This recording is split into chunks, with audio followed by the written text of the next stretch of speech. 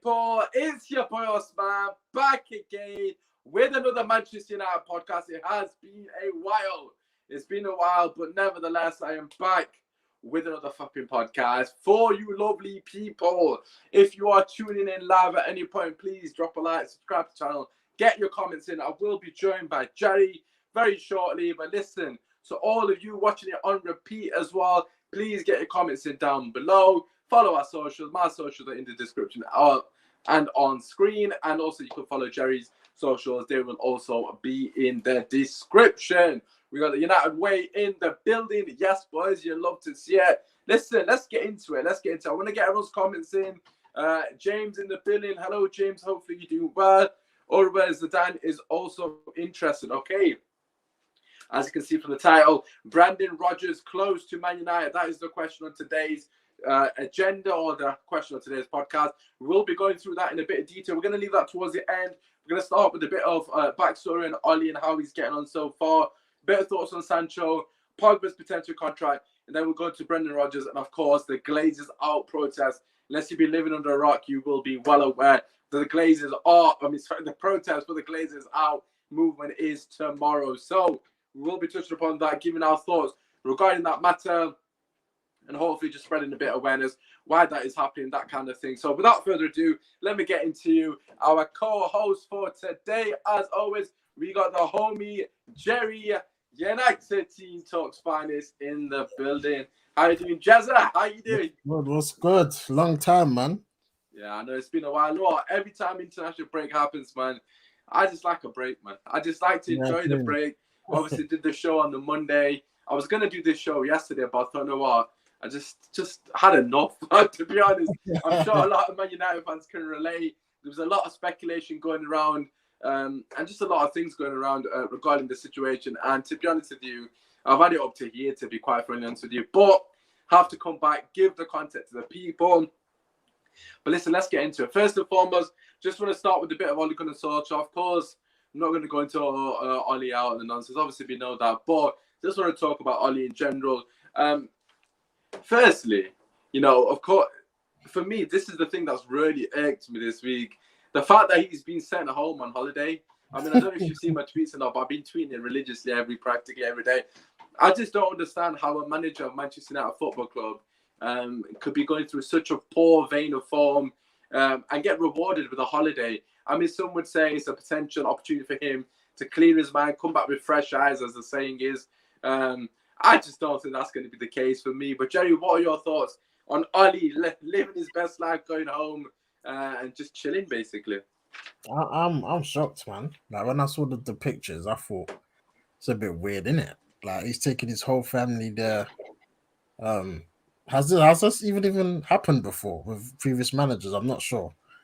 Yeah, it's a bit strange that the timing was just, it's all wrong, man. We're in our worst form and he's going on holiday. Like a lot of players that actually, you know, back at Carrington, like a lot of them didn't, you know, get called up for the national team. So I thought, you're in a bit of a bad state. Let's work. We've got 2 weeks to work on, obviously, Watford, then come back. But for him to go on holiday is a bit strange. I thought maybe that's him gone, but obviously we're Friday now, and the news is just, there's no news. So he's obviously going to be here for the Watford game. So I found it strange, but like you said, maybe he's gone to refresh his ideas. I mean, he is capable of going on these runs, but I don't know, man. Like you said, a break was needed, and yeah, we're back with United stressing us all out again. So we'll see, man.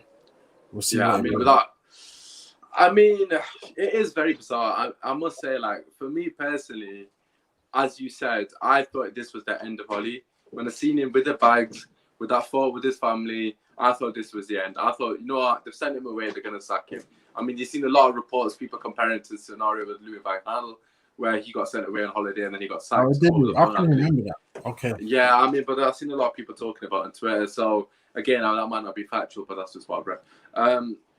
But yeah, like for me, it just really blows my mind that he's still in the job. Again, this isn't, I don't want to sit and just scream Ollie out. We know what the issue is with Ollie, but of course it comes down to Glazers. We'll be touching upon the protest at some point towards the back end of the show. But it just really blows my mind that a club of Man United stature has absolutely no ambition whatsoever. I mean, I posted a graphic on Twitter. I can't get it up because my laptop's not working at the moment, actually. But I did post a graphic on Twitter 4 days ago, if I'm not mistaken. Basically, it was a form guide. Obviously, form is temporary, etc. But the form guide was very telling of the lack of ambition from the board, in particular from Man United perspective, because Man United was second to bottom in the last 6 games in terms of points collated. Bearing in mind, the only team below us was Norwich. The team above us was Newcastle. The team above them was, I believe it was Villa. I might have got the teams mixed up in the wrong order. And then the team above them, I can't remember, but there was another team above them. I think it was, I can't remember which team it was exactly, but the teams in that order, so the bottom 6, Man United was one of them, Brentford was the other one, and the other 4 teams were teams that have sacked their manager in international duty.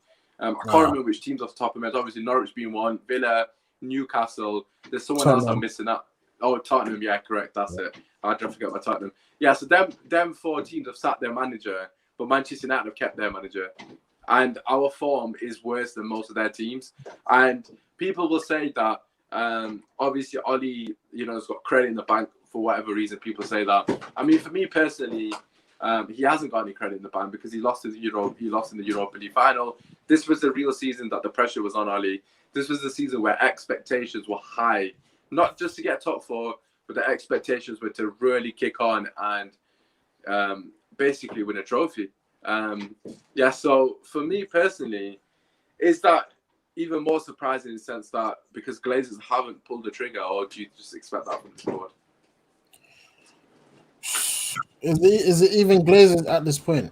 I think it's all Ed Woodward, and he's still here. Like, people forget this guy, he's not left yet. And I heard people say he doesn't want to leave, or he doesn't want to leave his role by sacking yet another manager. So for me, the Glazers. Watford was the other one as well. Yeah, Watford as well. I don't even think the Glazers are even paying attention to that. I think this is all the board. They're panicking that they don't know what to do. Like, do we jump the gun, but then we don't have a backup plan? We don't know who we're going to get. We're not talking to anyone. They're just praying that this just blows over. And then obviously we can get back to winning ways, and then the fans will sing his name. Then we're back to, starting again. But right now, it looks like he's staying. And I think a loss to Watford, it has to be the final straw, man. If you lose to Watford, but have we not said that every game though? Like, some of us said that against Liverpool, me being one of them. Some said against Spurs, obviously won that game. Some said against City. I mean, is that Watford game really a tip on the edge? I mean, do you really believe that? With City and Liverpool, they're good teams. Obviously, we wasn't expecting a battering, but they're good teams that we wasn't expected to win those games. But Watford down at the bottom of the table. We lose to Watford, I think the wheels falling off. Like, it will be disastrous. I don't think he can hack another L. Like, not luckily, but if it was Chelsea, maybe because Chelsea are a good team, people be like, yeah, Chelsea are way the top of the league. It is what it is. But to lose to Watford, I think that would be the final straw, because another L. How much points will we be behind? Like, the title's gone anyway, but I mean, yeah, we know that. I mean, top 4 top 4 start to look a bit, and that's when they start to panic and start to worry that maybe we won't get top 4. Then we got Villarreal on the Tuesday, I believe, or Wednesday. Lose that as well. Champions League is not the group not looking good, so it's a big week for Oli and the team. But for me, all this talk about Rodgers and Zidane, and I obviously we're going to talk about it, but I try not to, because I've accepted that this guy's going to stay to the end of the season. So it's an interesting topic. Obviously, we'll give our opinions or whatnot, but I'm like, with football right now, like you said, it's like, I'm tired of it, but I'm trying to detach my emotional well-being from this club, because you can't be stressing me like this, man. Like today, I was watching Premier League years, and I was just thinking that, like, we were so good, man. Like, what happened? Like, we was levels. We was the best team. Like, the game I was even watching, we drew that game, the 4-4 against Everton. Remember, in 2012. I know we drew the game and then we lost the league, but I was That was watching the like, was first that? half. Oh no, that wasn't Lukaku's fault, was it? That was No, when no, Fellaini scored. Was it Fellaini yeah, scored for Everton exactly. at the Yeah. end? I know we drew, but I was just watching the game. The goals we scored was just levels, man. Robert scored a banger. The play from Rooney, Nani, and Valencia, and I'm looking at that team thinking, right, we have fallen off, man. Like, will we ever get back to the top of the tree? And right now, it's just like the Watford game. Just bring it on in it. Let's see what happens, man. I'm not even excited, man. But I mean, that's the most damning thing as a football fan. You want that excitement. You want that sort of passion. Yeah, excitement is the right word, but that sort of eagerness to watch the yeah. game. There's literally nothing. There's no emotion. There's no feeling towards Yeah. Manchester United. Like again, I know a lot of fans are getting a lot of shit for saying, "Oh, I want Man United to lose," but I understand it because Yeah, I'm starting to get yeah, it now. you understand now, innit? Obviously, I was saying it before and we didn't agree, but obviously each their own. But the reason I say I understand it is because what does 3 points against Watford do for us, Jerry? Like you're saying, obviously this comment from James quickly just read out. What is a United way? At current moment, we have no star player. I mean, we will get into that very shortly after this bit. But the thing is, if we beat Watford 3-0, right? Because in my head, that's what the score is going to be. We're going to beat them comfortably because I just feel like we've got so many quality players, and they're just going to play into our hands. I saw Watford against Arsenal; they were abysmal. I know Arsenal won that game and they were holding on, but Arsenal didn't even really get out of second gear and they wiped the floor with them the first half. And I expect the same from us. Obviously, it's difficult because we're so poor, but I just think we'll win that game and then the wheels will be back on for a lot of fans because that's just how our fan base is. It's so reactionary, and I think this is the bigger issue. And I said this prior on the space with some of the other lads that on Twitter. And for me personally, the fans are the biggest issue at Manchester United Football Club at the moment.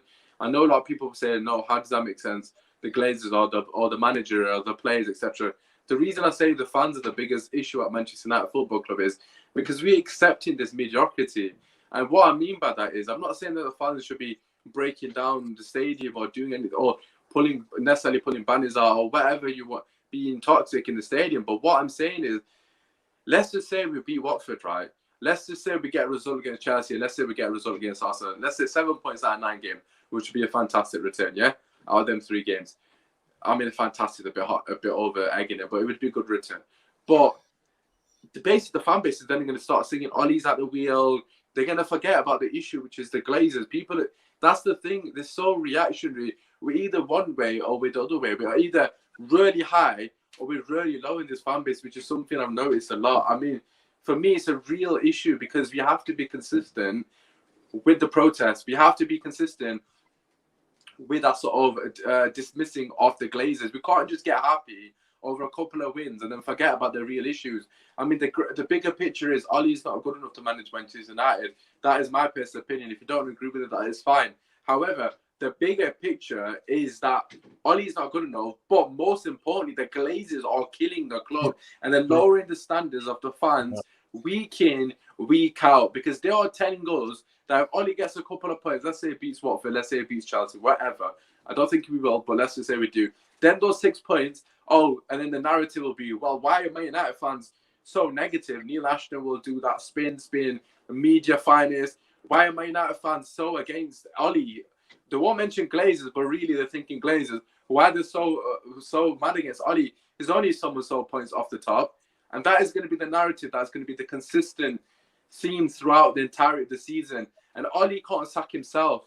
The Glazers are in charge. And at the end of the day, you have to look at the Glazers. They're lowering the standards of the fan base. They're using Ollie as a shield because he's a club legend, pulling on the heartstrings of certain fans and putting us against each other because we know certain fans will be like, no, he's a legend. And rightfully so, they're entitled to that. But on the second hand, the other fans, like myself, who are looking at it without heart and emotion, are saying, this is not acceptable for Manchester United. So they basically got us in a catch-22 because some fans are like, well, I don't want Ollie to lose because he's a legend. Some fans are saying, I want us to lose, but you should never wish your club to lose. The only reason we want to lose is because in our head, we're thinking that's the only way that this board act, if it's so bad, that is the only way. Because we know they're not competent enough to do the right thing. Only if it goes really south, then the fans think, okay, they've got no other choice. Like, do you get what I'm saying? Like for me, I think the fans need to step up. Like if you want your club back, what are your expectations of the club? You got to be honest with yourself because this is not good enough for Man United. Points aside, the performances have been shit. So for me personally, the fans have got to look at themselves as well. It's not just Oli, it's not just the Glazers. The fans are lowering the standards of the club as well. So like, what are your thoughts on that? Yeah, with the Oli inners, I mean, like you said, each of their own, but it's a bit of delusion. Like you guys need to, and I get this whole fanfare. He's a legend. We support the team no matter what. But surely, deep in your heart, you can't be sitting in the Stretford and clapping, just watching us get slapped by Liverpool 5-0. City, obviously it was 2-0, but we got it was a slow, painful death. Like, and you're there clapping. Like, surely deep in your heart, you're thinking, you're probably doing it and thinking, we're fucking shit. Yeah, we're so dead. Like, enough is enough, man. Like, when Man United, like, most of us have grown up with the standards is here. We are the biggest team, the best team in England. Obviously, Europe, we should be one of the biggest teams and best teams. So it's like, we need to. The only thing, it's been 3 years. Like, it's not just been like he came in midweek and mid-season. This is his first full season. Let's give him time. He spent a lot of money, first of all. He's been back the most, and he's the only one that ain't won our silverware. So what are we waiting for? Like, what's the whole legend? Like, forget that. if he wasn't a legend, would you accept Oli as our manager? That's what you got to ask yourself. No, you wouldn't. And because he's a legend, why does he get a blight? So we're just gonna keep backing this crap and seeing our rivals just keep winning, and we'll still be singing Oli at the rule. Like, what are we gonna sing it? What are we singing it for? Like, I don't understand that. Don't you want to get back to the glory days, man? Like, listen. I miss this feeling. Like I keep saying, I want to see armpits, bro. I miss the trophy winning feeling, and that's what football's all about. All the memories. Yeah, Oli as a player gave us one of those moments, but as a manager, we ain't seen it. We've bottled semi-finals, we've bottled finals. Now, when are we just gonna say, you know what, Oli, it didn't work out? Like, as a human, obviously, I don't like when people abuse him and say he's this, he's that. Just football in terms, he's tried. He's taken us to a standard where we want to see Manchester United play. We're excited because with Jose, I can't lie, that was the most toxic I've ever seen the club, man. That certain games, I remember I was watching it with my bros. Yeah, there was one game they actually fell asleep, and it was just me. I swear there was a few of that under Jose. I think it was Southampton at home, and they were both conked. I was thinking, Roller, you lot are really sleeping. And for me, I think I've ever missed a game, but I was just watching it like this, like, and I think we lost that game, and I was thinking, right, like, Man United have fallen off. Like, what is it? Jose's tenure was absolutely embarrassing. I must say, like, it was sickening, man. But sorry, go on. Yeah, then Ollie's come in and he's brought it back. Like, people expect us, especially this season, to be up there, to be challenging. Like, watching the Newcastle game, obviously we was at the stadium. I thought this season is going to be special, man. Ronaldo's come home. He's done the message. Sir Alex, this is for you. Ryan, he comes on the pitch with the shirt, we're clapping. We finally get Sancho. Rashford's back fit. Pogba, obviously the contract situation. De Gea's back in form. This should have been the season. Like, although we would not be first, at least be 3 points, 2 points, like be in the top three, bro.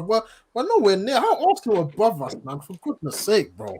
It's so embarrassing, and it's like, and I think certain fans are just, like, I don't even want to mention names, but certain fans are just going to ride it till the wheels fall off, man. I don't get that mentality. Like, what do you mean? What do you mean? Like, you're taking this as a joke. That's what you're basically doing. Like, you're lowering standards, and that's not Man United, man. We should be the best team in this country for sure. And I don't know how we're going to get back there, man. I don't know if you want to talk about the manager situation, but even then, the Glazers, the board, what is the expectation for this club? Because Chelsea, you win stuff or you're gone. It's simple as that. Win stuff and you're gone. Tuchel, yeah, you won the Champions League. Well done. This season, he has to win silverware, or don't be surprised. Yeah, I think Tuchel could get sacked this season, which is crazy to say. If he doesn't win anything, he's gone, bro. We saw it with Di Matteo. We've seen it with Ancelotti. Every manager, Jose, he's come back, won the Prem next season. No trophies, gone. Our one's just top four, which just tells me that this until this board go, Yeah, it's peak times, bro. It's peak, man.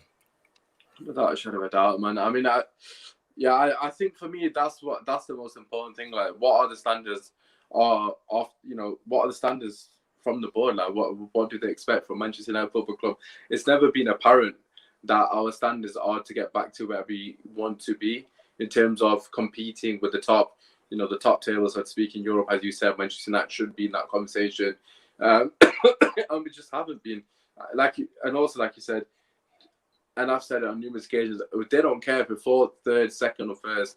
As long as they're in the top four, they're rubbing their hands, they're absolutely elated that they've made it. In their head, they've made it. They've done that's it. the Yes. promise. That's the promised land. That's the promised land, and that's the sweet spot. As long as they're in the top four, that is the sweet spot. And if Ollie keeps hitting that sweet spot, he will continue to stay on the job. Just want to get this comment from James here. To be honest, the board have backed Ollie in the transfer market. And most of the players Ollie has bought in are on the bench. I mean, there is definitely an element to truth to that. I do think the board, I think the board have played their part in a positive way in terms of backing a manager finally. I mean, we've seen Jose Mourinho, he didn't really get backed properly. No. We've seen with Van Gaal, obviously that was an absolute shambles. And of course, Moyes, we don't need to discuss that. But with Ollie, he has definitely wholeheartedly been back. So in that sense, Ollie has to take somewhat of responsibility for the lack of performances on the pitch, the lack of style of play, etc. Of course, he's there day to day. He needs to look after what's happening on the pitch. However, where the board have fallen flat once again is the fact that they've not sacked him if he's not achieving those targets or he's not achieving a certain standard of what Manchester United Football Club should attain or uphold, so to speak. And that comes back down to the lack of ambition. I mean, at the end of the day, would a Chelsea, as you mentioned that, would a Chelsea be able to keep a manager like this? No, because they got rid of Lampard last season in a very similar scenario. A lot of people were talking about how the players are not good enough. The players aren't ready. Some of them are too young. It's not Lampard's fault, etc., etc. I mean, you saw the excuses from the pundits as well, defending Lampard. And an elite manager in Tuchel comes in with the exact same crop of players and he completely elevates them 4 levels, not even 1, maybe 2 levels. Like, absolute elevation of the highest order in every aspect of the game. More running, more ideas, more defensive solidity, and just in general, the overall players have been considerably better, and they've been a very difficult team to beat. And that is a very short period in terms of him coming in to really rectifying the mess that Lampard was going to put Chelsea in. And I feel like Ollie's exactly the same. I mean, a lot of people have already used that example, but Lampard is basically Ollie, and everyone knows that. I mean, the board quite clearly are not football people if they don't understand that. Like, for me, to be fair, with Lampard, it's not even the same because Lampard literally started managing the year before. So he, in all honesty, he kind of deserved a bit of time, but because at Chelsea, Ollie's been a manager. I know, but that's the thing with Chelsea, though. If they can see something going south, they nip it in the bud before it goes south. They're very proactive rather than reactive, which is what we are. Wait until it's mathematically impossible for us to get out of the Champions League group, or it's mathematically impossible for what do you call it? It's mathematically impossible for us to obviously get in top 4, not even win the league, get in top 4, which is actually hilarious. I know I'm laughing, but we've spent 500 million, and that is basically the benchmark at the moment. And this comment here from Conrad basically sums up what I'm saying. They're not football people. Avram Glazer apparently was doing an inspirational speech, is what I read on a lot of social media sites. Have you not seen it? Pardon? Have you seen the video? I know, I don't want to watch it. But apparently he did an inspirational speech and he said that Cristiano Ronaldo has been at Manchester United since he was 16. I'm not sure if he's saying that he's been at Ronaldo for the entire time or that's when he initially joined Man United. But either way, it's not factual information. I mean, and this is the owner of Manchester United. I mean, how can an owner be so inept and clueless? It's beyond me. I mean, for me personally, obviously, they're multi-billionaires, etc., and they've got a lot of stuff going on. But you'd think they'd have the basic common knowledge about their business, surely. Like, it's not like it's a random player. Like, let me just say, it's not like it's Nani or Anderson or someone of that ilk. With all due respect to them, it's Cristiano Ronaldo. You're talking about the biggest sports personality in football, arguably, if not the biggest. I can't think of anyone bigger than him, realistically. He's a global brand. He's a global name. And he's at your club. And you don't even know the bare information. So, Ollie returning to training on Monday. I can't wait for that. Probably going to play like flipping stuck in the mud and rondos all day. Without actually doing anything. But yeah, let's just keep getting some more comments in. If you are joining us live, please slap a like on the video and keep getting your comments in. Of course, as you may or may not notice, we don't have as many guests on some shows because we want to be more interactive with you guys. That's the whole point of the community. We wanted to try and obviously get you guys more involved with the show. So please keep getting your questions in, get your comments in. Of course, we keep it topical. We are going to talk about Jadon Sancho and Pogba as well. And of course, Brendan Rodgers, which is obviously in the title, very shortly. So please get your questions regarding that as well if you have any. Ollie has done very well with lack of experience. The job is way too big for him. We need an advance and a lead coach. I mean, Ollie's actually been a manager as long as Pep's been a manager. So say what you will off that information. Certain man are going to bust their kneecaps. He sliding to Ollie's risky. I mean, Ronaldo's the one saving him like he saved Jerry on his career mode, but it is what it is. I'll watch the whole episode, by the way. Shout out to Jerry. The link will be down below, by the way. If you don't know already, Jerry does a fantastic career mode. So, yeah, make sure you check it out. It's proper crack up, man. I love it. I always give him shit in the comments, but it is what it is. Make sure you go and drop a like, subscribe, and all that good stuff.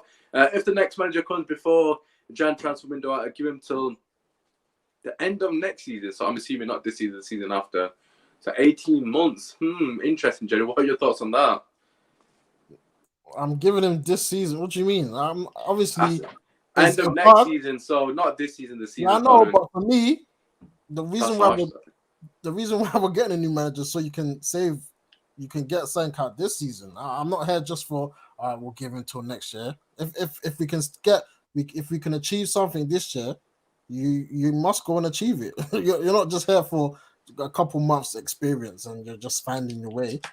I mean, Tuchel came. I'm sure they only gave him an 18-month contract. So yeah. He was there to, he went here to build the project and he's here to win stuff. And obviously he won the Champions League. So it depends what contract they actually give the manager. If it's 3 years, then cool. But for me, I'm giving it an 18-month, whoever comes in, because we've been burnt with the 3 years, knowing this board. They'll probably give him an extension while winning. So you're saying a new manager comes in right now, let's just say comes in tomorrow, hypothetically speaking. How long are you giving that manager, realistically speaking, before you start? Because a lot of people saying, watch a new manager coming, people are going to be calling it for his head. How long are you realistically giving that manager? Do you give him that bedding in period of this season? What are your thoughts? Straight away, bro. We're desperate. Like, this is Man United. There's a reason why we made a change. And it's not, the season ain't run away from us. I know it's, how many points? I think we're 8 points off top or something like that. It's still savable. So I'm going to look at it very closely. Like, obviously, when Ollie first came in, we did that amazing run and we still finished 6th, which to me, people kind of brushed it aside. But I was looking at it like, 6, like you lost to Cardiff. That ending of that season was, I was thinking, right, like maybe we gave him the job a bit too soon. So for me, it's straight away, man. Like I'm judging whoever comes in. I need to see positive directions into where we're going. It can't be, we go in a few games and then it falls off. Then he needs his players and he needs a transfer window. I don't want another rebuild. Like obviously new managers are going to want to implement the ideas and take time, but we don't have time to waste, bro. The other teams are progressing and we're going to start again. Like, we might as well just wait till the end of the season then if we're going to start again. Because I hear that, to be honest. I was actually going to say the opposite of what you said, but you've made a very good point, to be honest. Like, one thing I will say is that there's no point waiting till the end of the season because let's just hypothetical because of the title of the video is Brendan Rodgers. So let's say Brendan Rodgers comes in Monday, whatever. Yeah. And then I feel like he can do it this season. The reason being is because the team is actually ready to compete. The team is actually ready. There's not real. I know people will say the DM stuff, but the team is definitely ready to compete and be, in and around the trophies. I mean, we're still able to salvage the Champions League. God forbid he doesn't fuck you up against Villarreal, but we're still able to potentially do something in the Champions League.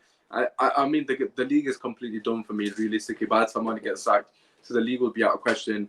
But we could potentially still do something in the Champions League and do something in the FA Cup, which isn't what I wanted coming into the season. However, if we to claim one of them trophies with a new manager and get a top 4, then it's something to build on. I'm not going to sit and say that's a success, because then that would make me a hypocrite, because I don't think that's a success. But it would definitely be a foundation for a manager like a hypothetical Brendan Rodgers to come in and build on that.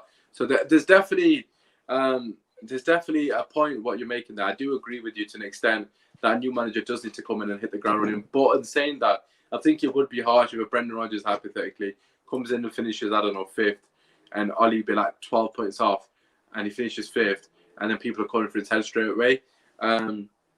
It just depends on how far away we are from top 4. If we're within touching distance, then yeah, I'd expect us to get top 4, because as you rightly said, Tuchel came in mid-season and still do you think we're getting top 4 this year? I mean, if a new manager comes in, yeah, I would expect him to get top 4. With Ollie. No, not with Ollie, no. I always thought we'd come 3rd, but if this guy stays, we ain't getting top 4. I think we'll still get it, though. That's the thing. I think... Yeah, look at this comment here from Pyramid. It took Tuchel 1 training session to get the Chelsea players on job. Got a comment from Adam. I swear you're on holiday, bro. I swear. Got a comment from my mate Adam, who used to do the watch along with me. I don't know what you snake. But I swear you're on holiday, but we'll have to talk about it later. Managers come and go, but Usman talks national forever. Like, I didn't read the comment, actually. I should read the first. Rodgers is an unknown and can go either way for him. He's not an unknown at all. We've got a lot of data to analyze Rodgers, which is what we're going to do now. Before we go on to Rodgers, obviously that is the premise of the show.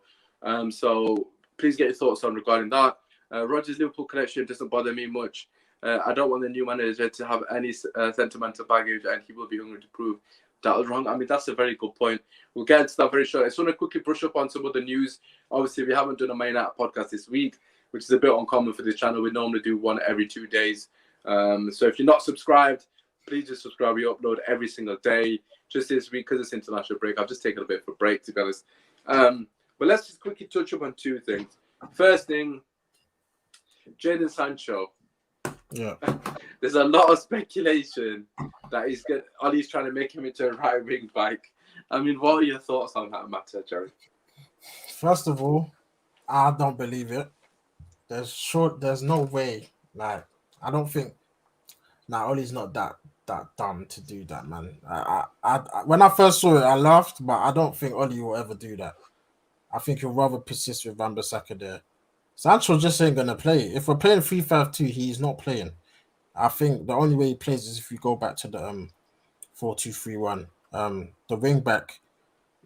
Although not that people find it funny, but obviously against lower teams, people think he's gonna be hugging the touchline. People cuss Wan-Bissaka. I do as well with his position. Sancho playing wing back is not. It's because he has to do a lot of defensive work as well. And I don't think he's really switched on like that. So for me, first of all, I don't believe it. And secondly, if we do that, then we spent 75 million on a right wing back. Like, if this was in a Conte formation, cool, because he's the master of that formation. But Ollie clearly doesn't know how this formation runs and how it works. So for him to even if only we had a manager that was available that knows a lot about this formation. Yeah, go figure, man. But yeah, I don't believe it, man. I don't think he's gonna play there. No way. Okay, fella. Let's keep getting comments in. United, we're unknown on how he will do for United. I mean, you can say that about any manager, to be honest. So I don't think anything is guaranteed, especially at this club. I mean, look at some of our players that you would expect to do well. They haven't. I'm sat by the pool. Fuerteventura. I don't know if I said that right. I feel like you spelled that wrong. Is it not Portaventura? Off the coast of Spain. So shout out to Adam. Hopefully you and your missus are having a great time.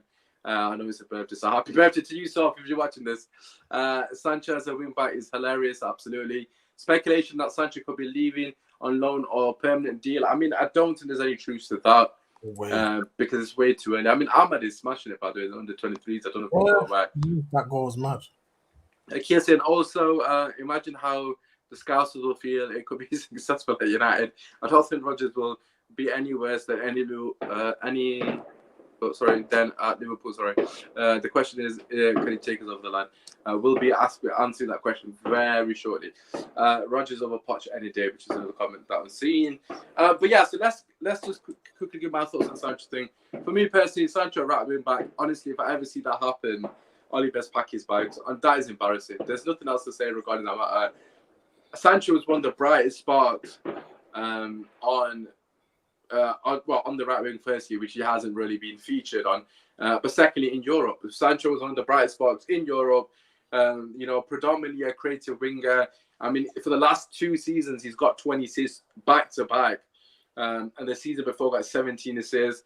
Season before, which was his first season, got 10 assists. Again, it's not about the stats, but if you actually watch Dortmund frequently, which I definitely did enough, you'd understand that this guy's IQ is unbelievably high for someone of such a young age. So he's definitely someone that could come in and really make a big difference. I say come in and make a really big difference because I'm just waiting for Oli to get sacked, because then he'll actually get utilised properly, because Oli's an absolute fraud when it comes to utilising players. But let's just touch on Paul Pogba again. As I've already said, catching up on a lot of news that's happened this week. If you haven't already, do follow us on Twitter, Usman Talks Tonight. Of course, follow Jerry as well, where we tweet fairly frequently and give you all the latest news, etc., that kind of thing, surrounding Manchester United. But anyways, Paul Pogba out 8 to 10 weeks, according to a lot of reports from L'Equipe, on international duty, in training in particular. He's just pulled his his calf. Quadricep. Yeah, he pulled his quadricep via just some training drills, really. Nothing too serious in that sense. But the injury itself is serious. 8 to 10 weeks, as I mentioned. A lot of people are speculating, is that Pogba's last sort of hurrah or last game for Man United potentially? I mean, he would be coming back towards January time, which would actually mean he could sign a pre-contract with another club and potentially never play for us again, because as we all know, his contract runs out at the end of the season. So of course in January you're allowed to sign a pre-contract, and he's legally allowed to do that and speak to any team he wants. So potentially we might not want to play him again, because obviously if we know he's doing that, and obviously signed from the club, probably Real Madrid, then Oli might not want to play him, or whoever's still in charge. So the question to you, Jerry, is 2 things. Firstly, what are your thoughts on the rumours or speculation saying he might not play again for Man United? And secondly, what are your thoughts on him wanting to be the highest paid Premier League player? That's what I've heard. I don't know if that's factual as well, but of course, we're just going on speculation here. So the first question being, do you think that's his last game? Do you see him playing for Man United again under Ali or whoever it is? And secondly, would you make him the highest paid player to keep him here? Because I was just seeing your career mode, you just signed him on a 200 grand contract. So you potentially should be in the negotiation, because fuck knows how you got him for that cheap. But so what are your thoughts, Jerry? Because you've obviously kept him, haven't you? Yeah, I had to, man. I love Paul Pogba as a player. Like, regarding the injury, knowing us, we'll probably rush him back. So he'll probably be back in a month's time, because we've seen it with Maguire, Shaw, Varane. They're just fit again. So, but if it's 8 to 10 weeks, that takes us to January, New Year. I think with Oli, he will definitely play again. I don't think that'll be the last time we see him. It depends, like you said, where we are in the Champions League. I mean, I have a small feeling that we'll somehow claw our way back to the top 4 race, and Pogba will be a big part of that. So I think he will definitely play again. Regarding the highest paid thing, I'm sorry, but he's a great player, but highest paid, no way. There's no way, man. Like, first of all, you don't even start regularly. That down to Oli or down to himself. But highest paid, I don't think he's a great player, but I don't think he deserves to be the highest paid. He hasn't consistently performed for us to pay him that. Highest paid means we're over 500k. I'm sure Ronaldo's on 500 or something like that. For me, that's ridiculous for Pogba to be on that money, when he hasn't really produced like Ronaldo does on a consistent basis. So for me, if that's his ultimatum, then this is probably his last season, man. Because I'm not with the highest paid stuff. I don't think he deserves it. Yeah, I mean, we had a very similar scenario with Herrera. Don't know if you guys remember. Herrera's scenario was very similar. I believe he won to 300 grand, if I'm not mistaken. Yeah, that's long. I'm pretty sure it was 300 grand. It might be 250, but either way, it's a lot of money for basically Herrera, which is, with all due respect to him, missing him a lot, don't get me wrong, but for the role that he plays in the team, he wasn't nowhere near 300 grand player. Not that many players are in this day and age, but yeah, I do agree with the sentiment that anything above 400 grand is absolutely extortionate for Pogba. In general, any player, the only people that really can demand that money is Ronaldo and Messi because they've done it consistently. The other players would be that the Haalands potentially a couple of years, Lewandowski, etc., etc. Then that kind of ilk. Not to say Pogba can't be mentioned in that breath, but like you said, he has to be consistent week in, week out to really warrant that money. I don't want to go down the route of what Arsenal did with Ozil to keep the player at a lot of money, and then that player just go like off a cliff, so to speak, for whatever reason that was. But yeah, for me personally, I do want to keep Pogba. I do think they need to do better negotiations. I can't understand how they've not been able to strike a deal of like 350 grand a week. Like, I know it's still a lot of money, and it's still probably too much, but I mean, if you're paying De Gea 300 grand, so Pogba's probably worth more than De Gea, give or take, if not at least the same as De Gea. So I just don't understand how that's not happening. Unless Pogba is adamant he wants 450 plus, then it's just taking the piss, to be honest, because I just think that's too much money for any player, like I said, apart from the ones that I mentioned. But to come back to, is it Pogba's last game? I don't think it'll be his last game. We did have a comment, I think it might be James, who put it in the chat, I can't find it, but saying something along the lines of Pogba's waiting to see who the next manager would be. Under Ollie's basically pointless Pogba playing because he's not going to really produce what we know he's capable of producing. I mean, I think that's a fair point, but if Ollie's got Pogba available, then he will use him. But I'm speaking very far into the distance, and I say that with utmost respect. If Ollie's doing the job in 8 to 10 weeks' time, then what's the fucking point? Like, Ollie's still here in 10 weeks' time, bro. That's January. That's January, bro. 10 weeks is 2 months, over 2 months. So we're looking over 2 months, yeah. So well into the new year. That's the end of January. So oh my god, if Ollie's still here come the end of January, then the season's beyond a wrap. Basically, the season's an absolute wrap on an extreme manner.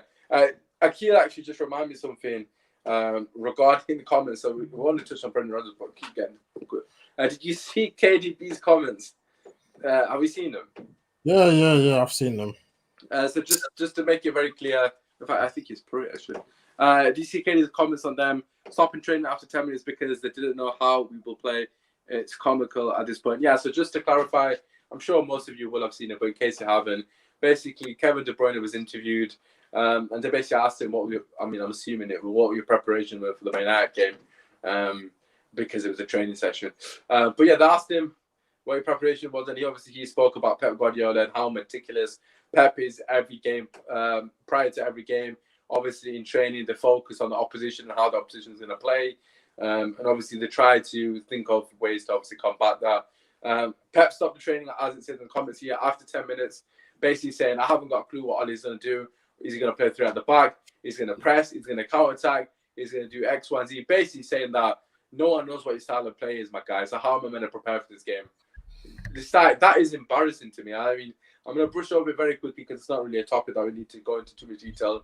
But it's just embarrassing. It's just another L for Manchester United and the coaching staff, which we all know. But listen, let's get into the topic, which is Brendan Rodgers' preferred Manchester United manager, according to a lot of speculation in this week in particular. We're going to break it down very quickly or very briefly, pros and cons, our thoughts, that kind of thing.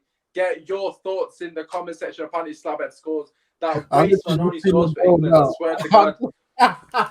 It's a good header, to be fair. Oh, he's doing this. What? He's doing this. No, he's not. No, he's not. I swear to God. I don't know what to say, but why does he always score for England but never United? I don't get it. Funny, man. That was half the time the delivery's from fucking Shaw as well, but it is what it is. What is going on? But anyways, Brendan Rodgers. Let's talk about him because there is a lot of talk discussing Brendan Rodgers to Manchester United. First, I just want to get your general thoughts on the whole speculation. How do you see it with that? Obviously, we don't need to go into whether you think. I mean, you can mention if you think it's true as well, actually. But what are your general thoughts on the whole rumors surrounding Brendan Rodgers? It's a bit of a strange one. I'm hearing release clauses and stuff. I'm thinking, what does that happen with managers? I'm not sure. saying he's the favorite if Oli gets sacked. Yeah, well, like I said, I've accepted that Oli ain't getting sacked, so it's hard for me to talk about this. But well, I take Rodgers. I wouldn't mind. I wouldn't mind the Brendan Rodgers. I know people have a bit of, you know, a bit skeptical about it, but let's not act like he's any coach. He's a very, very good coach. Like we've seen it, what he's done with obviously Liverpool. They could have won the league if not for Gerrard Slip, and even that team wasn't all that. And you saw the intensity they were playing at, the goals they were scoring, and then obviously he goes to Celtic. I know it's the Scottish League, but he wins. He goes unbeaten. He wins. Is it the treble twice or something mad like that? And then obviously he comes to Leicester, and I know they faltered with the top four stuff, but that's a bit unlucky with the injuries they had. But yeah, Brendan Rodgers, I think with our squad, like you said, is ready to compete right now, and a coach like it doesn't need to be I know I've said it before. It needs to be an elite coach, but then I look at this team, I'm thinking just a good coach. We could still do bits, man. Like it doesn't have to be one of the biggest names and whatnot. Because obviously the biggest names are gone, the Klopps, the Peps. Yeah, I'll say them two in particular. Tuchel, yeah, he's kind of putting his name. Conte would be better. Conte, yeah.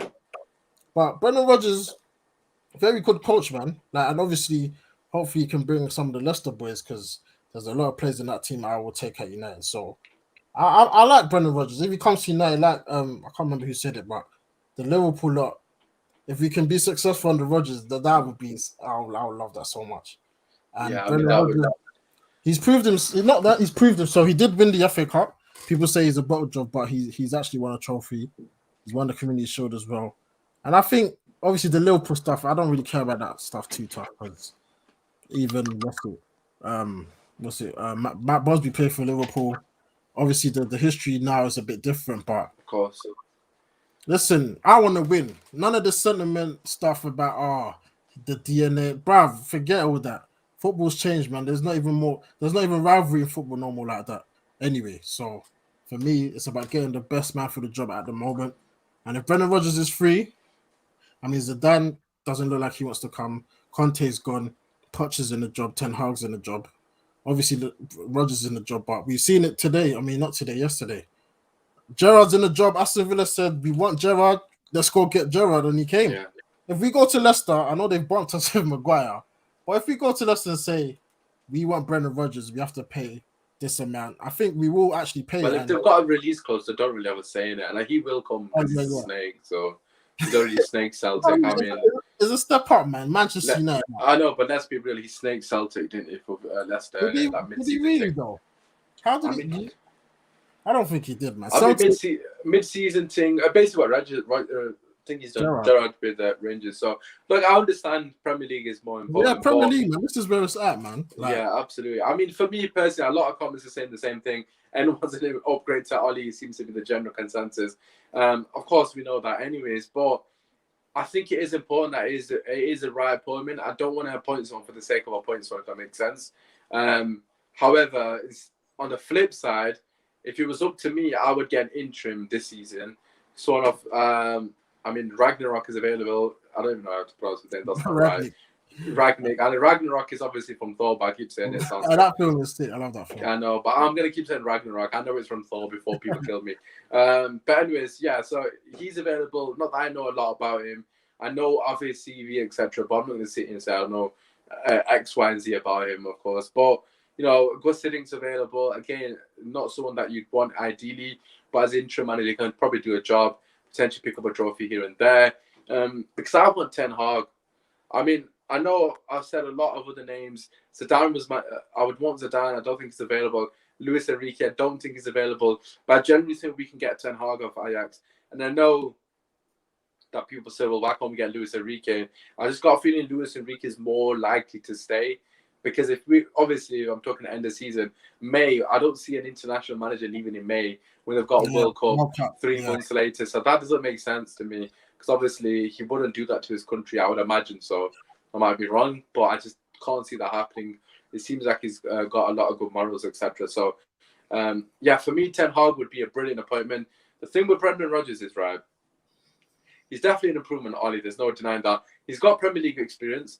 My issues with him is the fact that he's bottled it twice considerably with Leicester. You kind of mentioned the injuries, and I do agree the injuries were an absolute it was a disaster, and obviously that was devastating quite evidently because they fell off a cliff.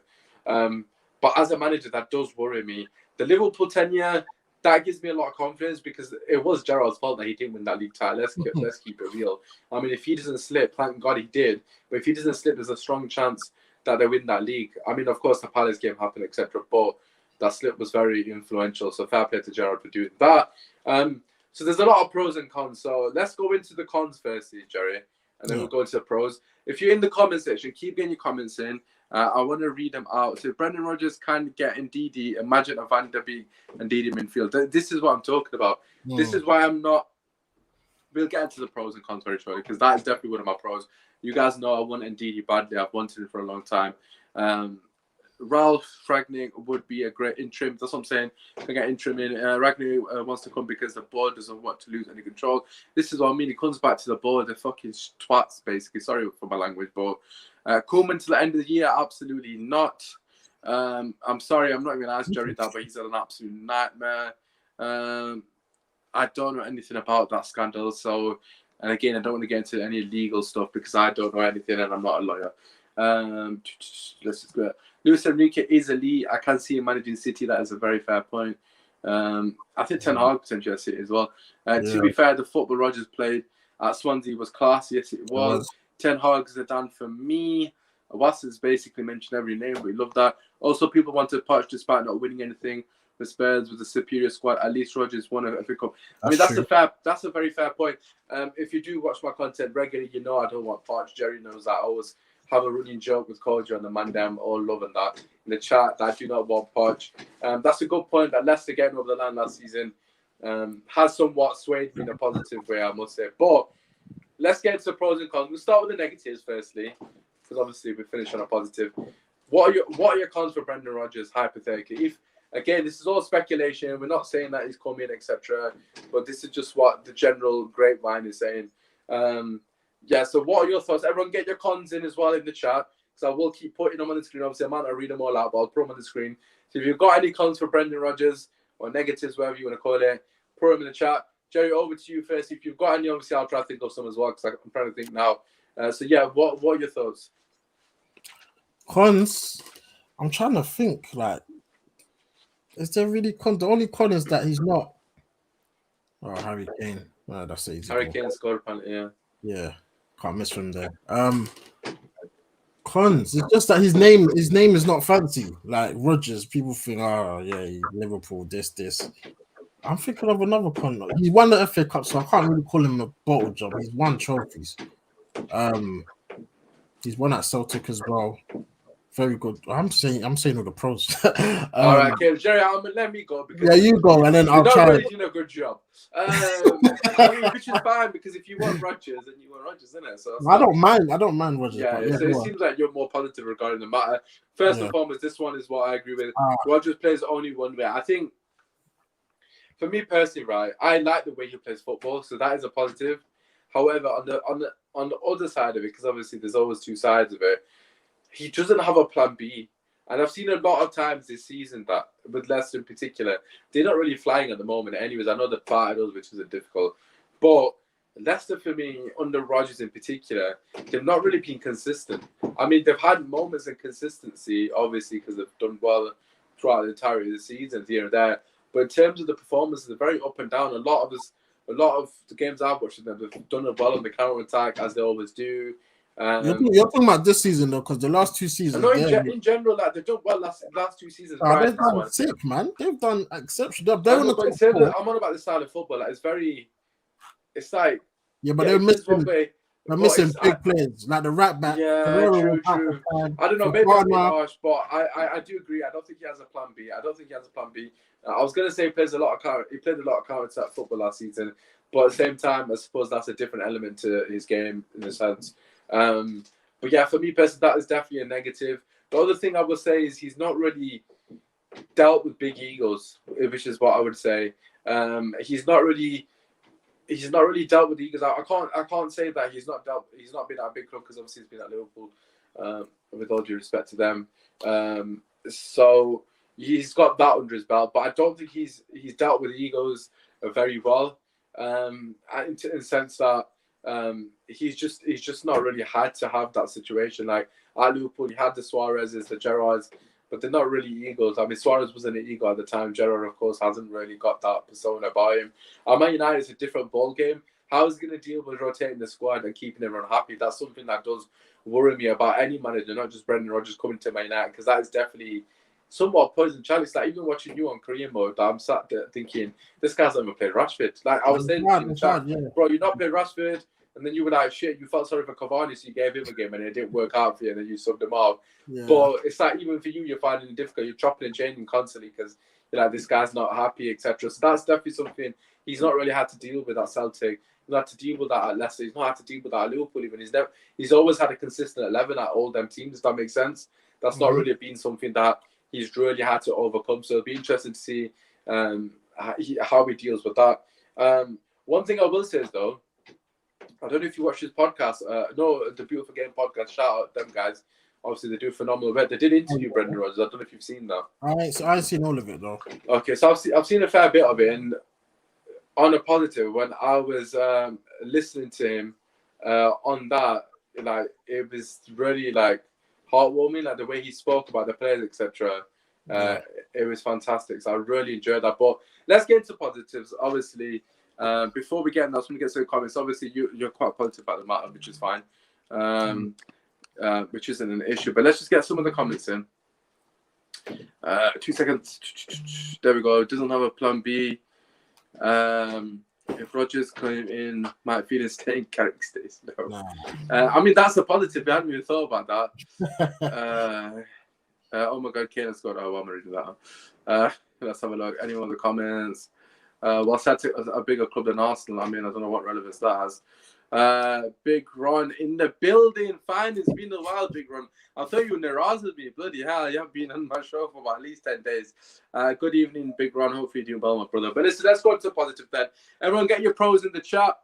Let us know what your pros are. Obviously, slap a like. If you're watching this on repeat, get your comments down below and everything we discussed. We tried to cover everything for you guys here on the podcast.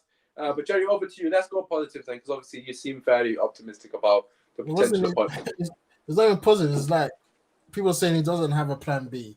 Most coaches don't have a plan B. Like, if I think about it, Tuchel since he's come, he's stuck with the same formation, same way of playing. I don't agree. I think Tuchel's done really well to like change his game plan in game. His in-game management has been phenomenal, I'd say. Yeah, I mean, okay, cool. I mean, there was that game. I don't know who it was against. I'm trying to remember who it was against. We subbed off Mason Mount at half time. Oh, and the red card as well with the Liverpool game. Yeah, the red card one was phenomenal. But he subbed out. That was against Liverpool, obviously. He subbed off Mason Mount at half time. I can't remember who it was against. And I'm trying to think who he brought on, but they were absolutely phenomenal in the second half. I think, yeah, he brought on Kante, if I'm not mistaken.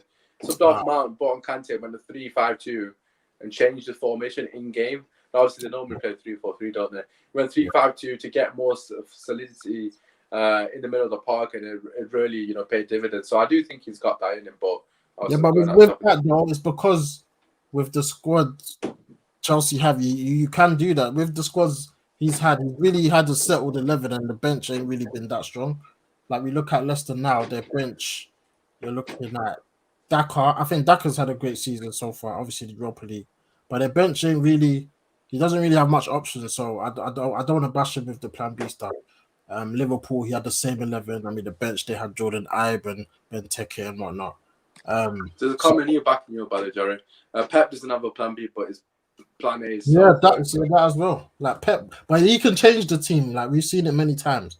So with Rodgers, with our team, I think with the tools available, I think he's more than capable of changing it during the game. So the plan B stuff, I don't really mess with that. But another pro, like I said, he's actually won silverware. He's gone to the Scottish League. I know it's the Scottish League, but he's dominated there. He went unbeaten. He's an invincible. He's managed big teams. Obviously, Liverpool being the other big team. He's come to Leicester. They were in a bit of... Who was the last manager? What's his name? Leicester? Ranieri? No. Shakespeare? Nah, he managed Southampton as well. What's his name? He At was Leicester? rubbish. Yeah, he was rubbish. Why has it escaped my head? I don't know. What's his name?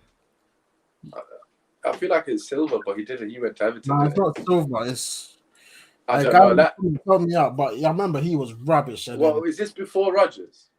no, yeah, just before. So Rodgers replaced him. No, it's not Houghton. Like someone let us know in the chat. That's it. Claude Puel. Yes, big run. Him. Big runs by. Shout out, big runs by. Yes, it Claude does Puel. indeed. Yeah, he what he was doing for. I think Vardy was even playing. He was getting played out on the left. Oh yeah. He had him It on the was bench. horrible, and he's come in.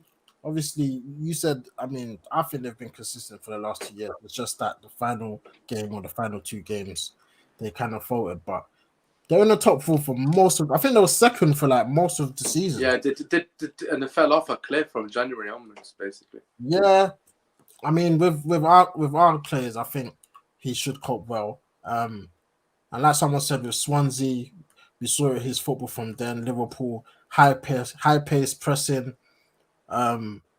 Yeah, Rodgers. I have no problem with Rodgers coming to United, man. Especially if it's like a 2-year deal. I think I will be fine with it, man. At least he's a coach. Like we don't need a manager. We need someone that has I'll say tactical nous, but he knows what he's doing and he knows what he wants from his team. We've seen it with Leicester. I mean, the players he's brought in as well. He can help with our transfer market. He's brought in some gems. Fofana looks like a hell of a player. He has to be fair. He's brought in some good players. Who else? He's brought in Samari, Daka, Fofana, he's got a good Herrera, Sancho. I mean, a lot of these players have done phenomenal work for them. Like Tillemans even was on a cheap as well. So I don't know if that was the days actually. What's that left back? He was injured. He was doing well. I can't remember his name. He's light skin. Yeah, I know you know about James Justin. Yeah. In fact, I've just named a lot of players, but I don't actually think he's brought them all in, to be fair, because obviously he's only been there 2 years. 2-3 years. Well, I know he's brought in a good few players, and they've done well for him. So I like that about him. I think that's the Leicester thing, though. I do think, he's still got a big rotation. I think that is a Leicester thing. Like, unlike us, that actually have a proper, scouting system. I mean, the likes of Fofana, for example, has been obviously first and foremost, hopefully speedy recovery, devastating injury. But he's been an absolute steal. I mean, they've had so many players like Samari as well. I know he's not I think he brought Tillemans as well. Yeah, I'm not sure off the top of my head, but I'm saying even in the actual that was a good signing. That was a very good signing. Yeah, Iheanacho's done well. Daka's a good signing. Daka's starting to look good now as well. He's a top quality. But one thing I will say, which is definitely a positive by Rodgers, is like you've kind of alluded to, the players at Leicester that I've got is like you normally see when a manager comes to a club, they tend to bring up a person with them. I mean, Ollie was meant to bring Haaland, but he flopped. But it is what it is. I mean, that was the only thing Ollie had to do to cement him. That was the plug. That would have cemented him.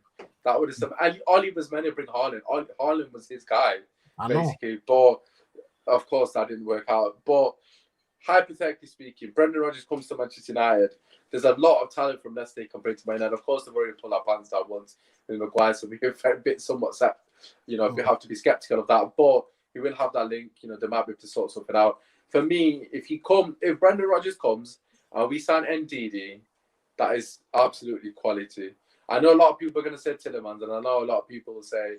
No, that's what we need. We need NDD. But NDD is the guy for me. If I was to bring any player, NDD, Brendan Rodgers, I will happily take that. I know a lot of people say, you're saying you're not 100% sure on Brendan Rodgers, and I'm not. But one thing I do want to give credit for is he plays an attacking brand of football. He plays a high-press brand of football. He's entertaining. His football is entertaining. And that's something we've not had under the previous managers. I mean, Ollie gave us periods of time when he first came in prior to his actual full-time job. But I thought, flipping hell, this is what it feels like to be Man United again. And I felt that under Ollie. I'm going to be straight up. I was like buzzing at that point. And obviously, it just fell off a cliff when he got the job, which we all know about. But if Rodgers could come in and bring in a style of football, which we've seen at Leicester, which is very, particularly against us, but very high intensity, moving the ball quickly. With the players we've got, we can definitely cook. like without a shadow of a doubt with Brendan Rodgers. We can definitely call. Will he be the best manager in the league? Absolutely not. Will he be in the conversation of the top 6? Most definitely. So I mean, like you said earlier, sometimes you don't need the best manager in the league. I don't know, that's a bit of a cop-out comment, but you need a manager who's good enough to get the best out of the players, because the players we've got, I think our squad is the second best in the league. I know a lot of people won't agree with that. But I don't think Chelsea's squad is as good as it looks at the moment. But I think Tuchel deserves a lot of credit for what he's done with a lot of those players. And maybe, I don't want to disrespect them. Obviously, some of them are good players as well, like Rudiger. Them guys, they're good players. But I do think Tuchel's got an extra 15, maybe 20% out of Rudiger that another manager who's not as good as my management is getting out of him. So I do think he's elevated, not just Rudiger, but a lot of the players' games. He's elevated a lot of the players' game. You see Reece James starting to perform at a lot higher level. He was always capable of that, but again, Tuchel's come out and done that for him. Mason Mount, again, I know he was doing well under Lampard, and he's not done massive things, but under Tuchel, gone to another level. And just a lot of players, Jorginho in particular, has done the real standout from the Tuchel reign so far. But Brendan's capable of doing that with our players. I mean, what's to say Pogba doesn't play phenomenal under an attacking setup. I mean, Pogba could really benefit, and it's not about Pogba, but Bruno could really benefit. Ronaldo could really benefit. The wingers could really benefit. They start to play more direct, more attacking. So I think they're all positives with Brendan Rodgers. He's definitely not my number one choice. So I don't want to sit here and say all these positives, and then people say, but Usman, you don't really want Brendan Rodgers. For me personally, it's come to a point now that I'll take anyone over Ali. Someone who plays good football. That's as simple as that. And I when I say anyone, I don't mean fucking Big Sam or something like that. Anyone who plays good football, young in terms of management, is going to come with fresh ideas and just shake the boat. The other positive would be that he brings his own backroom staff in. I mean, that's a given, is it? That is key. We can't do the sentiment and let Carrick stay on. No, if Ollie leaves, they all have to leave. 100%. And we thank them for the contribution, but yeah, you lot, all of you, it's been nice working with you, but you guys don't learn your trade elsewhere, because we can't keep with the same regime, and we need fresh ideas. And I know Rodgers knows ball. Like, I think, like you said with Pogba, he knows how good Pogba is. Like, we need a manager what's the word? Attacking is his go-to. Obviously, defending the defensive shape and whatnot. But with Ollie, is like he just don't want to lose. He's not thinking about how we're going to win this game. 5 at the back. Yeah, let's not lose this game, and let's hope for individual brilliance. But Rodgers, he wants his teams to score goals. So, yeah, man, I think he'll play the ballers. The Van der Beeks will definitely get games. The Sanchos, the Pogbas, even Lingard, I think, could do well in his system. Ronaldo obviously doing Ronaldo things. Cavani. Listen, we just need, like I said, an attacking coach. He's killing the vibe, man. We need something fresh, bro. Because I'm tired. I'm tired of Oli, bro. Oh, it's annoying. 100%, man. Someone should just let the players go and express themselves. Go and have some fun, Sanchi. No, but someone's coming with an actual plan and philosophy, man. Not just go out and express yourself and have fun, man. Because obviously you need more than that to be a Man United manager. Oh, Kane. Yeah, apparently Kane scored again. Is it a banger?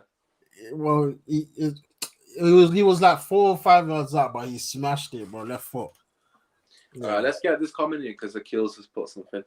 Cons, first and foremost, brilliant comment. Cons, if it doesn't start well, fans would be on his case because of the Liverpool connection.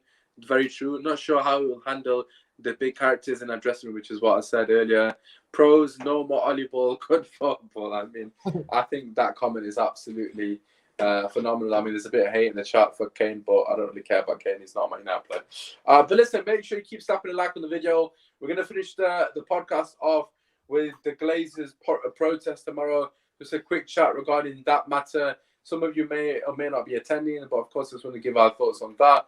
This is a very important sort of thing in terms of, trying to get the club back, etc. Jerry, what are your thoughts firstly on the protest? Do you think it's going to make it? Do you think they make a difference? I say not this one in particular, but in general, do you think they make a difference? Or do you think the Glazers give 2 shits about it? What are your thoughts?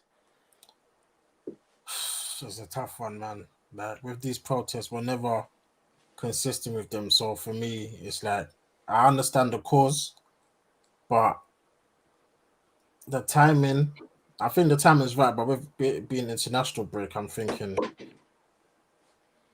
is it really going to have that effect that it will have on like a match day, so for instance? So I'm not sure about the timing or whatnot, but I'm all for the cause, man. The regime for this club is just an absolute joke, and this is not even about Oli. This is about the standards of the club. Like you said, Oli can't sack himself. This is all to do with the owners and the board who make the big decisions at the club, and we need we need to hold them accountable. Sorry, because you can't lose 5-0 to Liverpool and then lose to City, and there's no repercussions. There's no meetings. There's just there's just another 3 points up for grabs. Like what's happening? Like if like I said, if this was Jose or Van Gaal, I'm sure they would have pulled the plug because the fans, like you said, they're playing the biggest part because we're all singing his name. Well, not me, but everyone's singing his name in the Stratford End saying, and the Glazers are looking at it like, but these men love him, so why would we rush into a decision? Now, if we, not to say we should boo him, but if we made our feelings known and we're not accepting this crap, then they will have to act like Tottenham did with Nuno. That game, I mean, I think I was doing a watch along with Ty. The booze I heard was like raw, like these men are not happy. Like there was booze at half time, booze when he took off Lucas, and obviously booze at full time. And I think Daniel Levy thought, you know what, it's time, man. We can't continue, like we can't lose the fans. But for us, if the fans keep singing, I think he's here to stay, man. And I think they've obviously employed him as a legend on purpose because he will always be a shield. There'll always be that emotional connection with certain fans that Oli, scored that goal that won us to treble. So yeah, regarding the protests, obviously I agree with the message. The time is a bit off. I would say when's our next home game? I think is it Arsenal? I'll have to double check it. Yeah, we got Watford, Chelsea away, then Arsenal. Yeah, I think the Arsenal game would have been the right time because that's a huge game. Everyone will be watching that game. The whole world will be watching that game. So time is a bit off, but obviously I agree with the message. If you guys can get down there, obviously do your bit. It's not only out, please, people, because that's just a fraction of the problem. The main root of this problem is those making the footballing decisions, and they're not even football people. So, yeah, that's my piece on it, man. Yeah, I mean, I think you spoke nothing but facts there, to be honest. I mean, first things first, I do agree with the sentiment. I do agree with the fact that it's happening. I got a couple of comments in here saying that, like, the top Reds are not happy because there's some posters going around saying Oli out. This is strictly a Glazers out protest. It's nothing to do with Oli. Whoever made those posters obviously made a mistake there.